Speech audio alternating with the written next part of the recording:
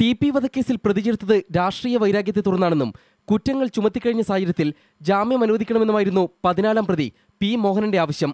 എന്നാൽ പാർട്ടി ജില്ലാ സെക്രട്ടേറിയറ്റ് അംഗമായ മോഹനനെ ജാമ്യം നൽകുന്നത് കേസിന്റെ തുടർ നടപടികളെ ബാധിക്കുമെന്ന് സംസ്ഥാന സർക്കാർ കോടതിയെ അറിയിച്ചു.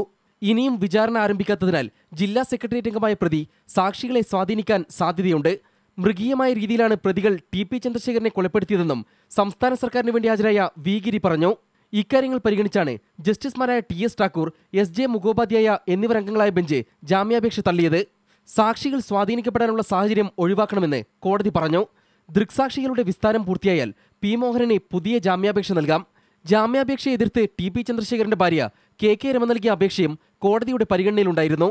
TP വധക്കേസിൽ മുഖ്യ ഗൂഢാലോചന നടത്തിയെന്ന് ആരോപിക്കപ്പെടുന്ന പി മോഹനന്റെ ജാമ്യാപേക്ഷ ഡിസംബർ 17-ന് ഹൈക്കോടതി തള്ളിയിരുന്നു. 284 സാക്ഷികളുള്ള കേസിൽ ഫെബ്രുവരി 11 മുതൽ ഏപ്രിൽ 17 വരെയാണ് വിചാരണ കോടതിയിൽ സാക്ഷി വിസ്താരം.